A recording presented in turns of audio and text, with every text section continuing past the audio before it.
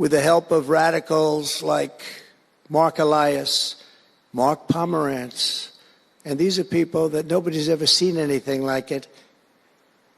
So many others, but these are people that are bad people, really bad people. They tried to turn America into a corrupt, communist, and third world country. This is Democracy Watch. Mark, that was Donald Trump at the Department of Justice dropping your name, apparently in some effort to convince people that you are helping to usher in communism, which I'm sure is a surprise to you as well. What do you make of the fact that he decided to name drop you, and why do you think he is so intent? Because this isn't the first time lately that he's brought you up in public.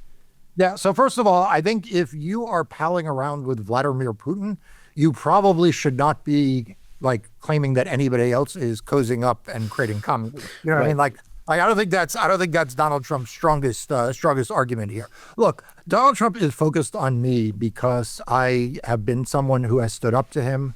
I don't back away from standing up to him, and I've beaten him in court, right? I mean, let's start with the fact that he is still smarting from the fact that in 2020, he lost an election to Joe Biden. I represented President Biden's campaign in the post-election litigation, beat him more than 60 times. That obviously then led to him instigating a violent insurrection in the nation's capital. And so you see in that clip him confusing a lot of pieces. You see a lot of synapses going on there. But I think his focus on me and his frustration with me stems from the fact that he views me as someone who has been effective at holding him accountable and not being willing to back away from my criticisms of him. You know, he's been attacking you for the better part of a decade now. I'm going to put a tweet right up here on the screen. This is from 2018. As soon as Democrats sent their best election-stealing lawyer, Marc Elias, to Broward County, they miraculously started finding Democrat votes. Don't worry, Florida, I am sending much better lawyers to expose the fraud. And so those were his early attacks against you.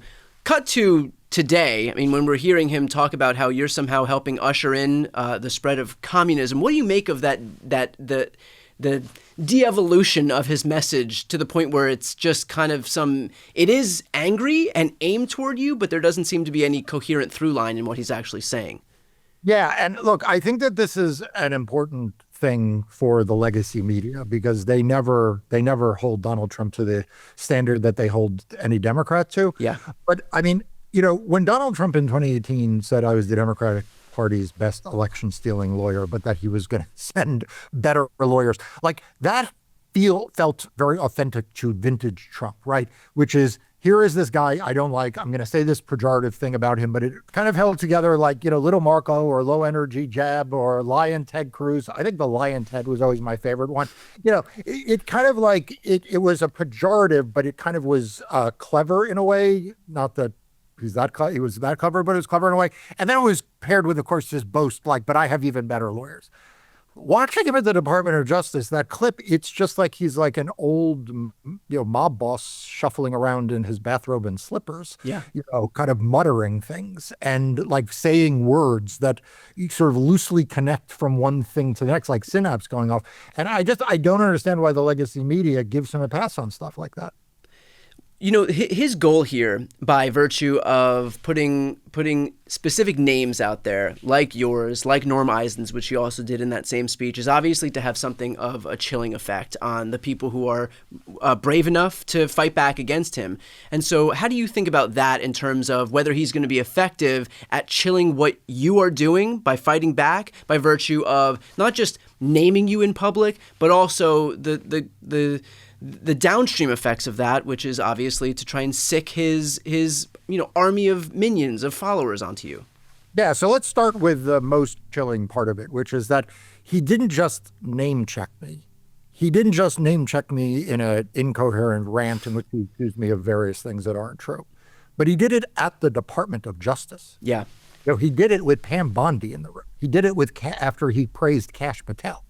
He did it after he praised the head of the Deputy Attorney General, the head of the criminal division, right? This was done in a setting in which, the President of the United States is standing in front of the leadership of the Department of Justice and mentioning lawyer after lawyer. You mentioned Norm Eisen, who named Jack Mark Pomerantz, whose name also came up, is a well-known lawyer in New York City.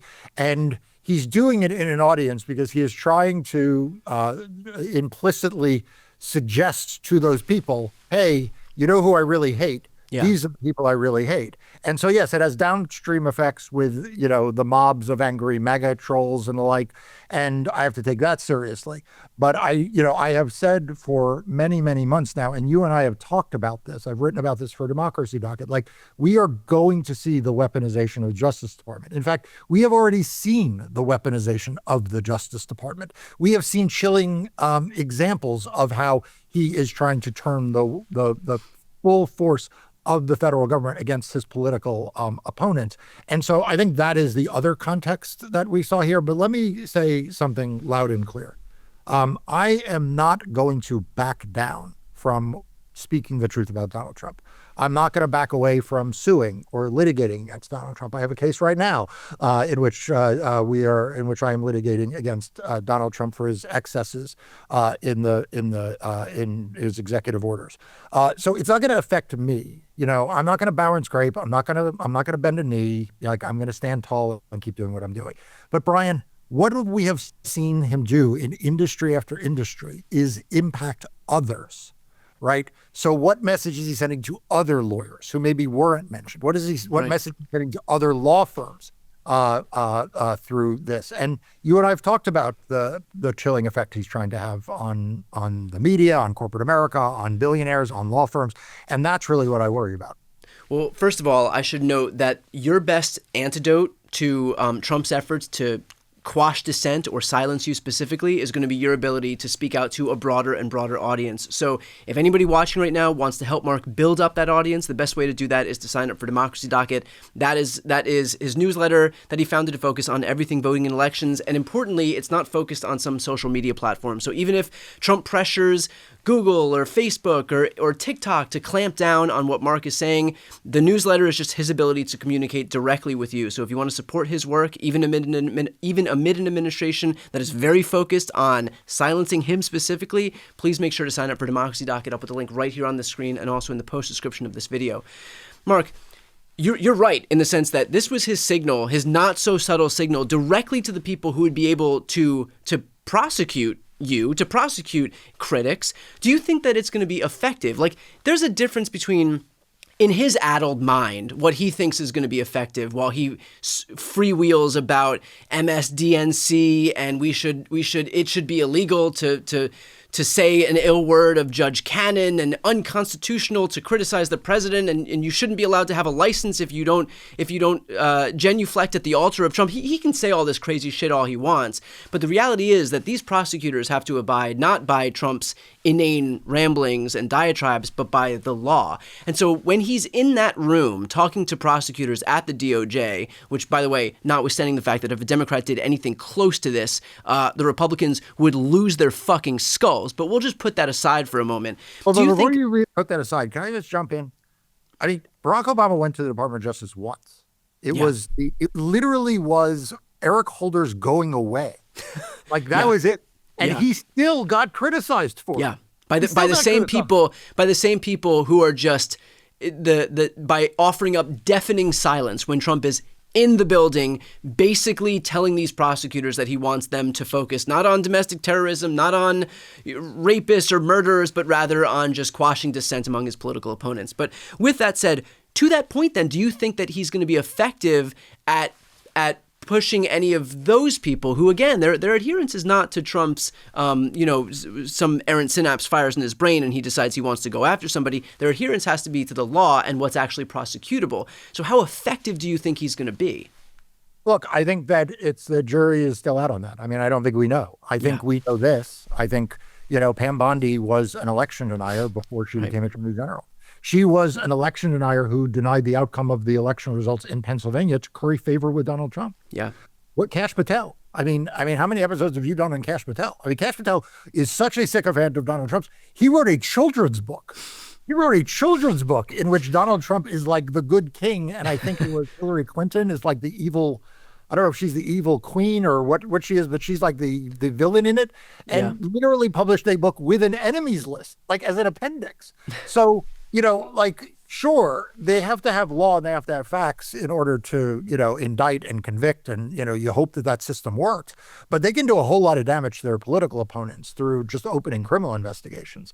And we've seen, already instances in which federal prosecutors have resigned. I mean, Ed Martin, he's basically dedicated his entire tenure as U.S. attorney in Washington, D.C. to sending these bogus letters of inquiry to people who committed the cardinal sin of speaking an ill word of the God King.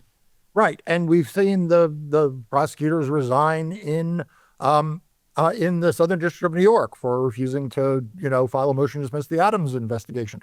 There have been articles written in the last few days that they may close the entire public integrity section, the entire division of the Department of Justice that is there to ensure that you do not have political treatment or political considerations in the investigation and prosecution of political figures is going to be shuttered, or at least cut to such a small extent that they won't be able to bring their own cases. Instead, these cases will be brought by political appointees out in the U.S. Attorney's office. So look, I think we have to take him both literally and seriously. When he says that he believes someone is an enemy and he wants vengeance, or, he will be the public's vengeance, or he wants to be a dictator for a day, we have to assume that those things are true. And the White House keeps saying that they don't believe that the Department of Justice is independent of the President of the United States. And what we saw was him show up at the Department of Justice to give that speech, right? Like something he could have done on Rumble, right? With Steve Bannon. He showed up at the Department of Justice today. And finally, Marc, let's finish off with this. What is your message, if you had to deliver one, to Donald Trump in response to him offering up you as some villain during the speech at the DOJ? Look, I wear your scorn like a badge of honor. Donald Trump, you are an election denier. You are a threat to democracy. You tried to overturn a free and fair election in 2020. You spread lies and disinformation about our voting systems and the security of elections, and you continue to lie to the American people almost every single day. And I am going to continue to say that. You can't go after some corporate overlord, as Brian said. Democracy Docket is published on its own platform, and you're not going to intimidate me. So, I'm going to continue to do what I need to do as a responsible citizen. I'm going to speak out against tyranny. I'm going to speak out against Donald Trump's unlawful actions, and I'm going to litigate. And I'm not going to be cowed or back down from that. Well, look, I will just add that the heroes of this moment right now are the people who are willing to fight and to show some courage in the face of some major adversity. I don't think that you could find more adversity than having the person with the biggest bully pulpit in the entire world name you as a villain today. But the fact that you're responding in the way that you are is a testament to the fact that you are meeting this moment with the urgency that it deserves. So again, for everybody who's watching right now, to support the invaluable work that Marc is doing, both in the courts and in the media, please make sure to sign up for Democracy Docket. I'll put the link right here on the screen and also in the post description of this video. I'm Brian Tyler Cohen. I'm Marc Elias. This is Democracy Watch.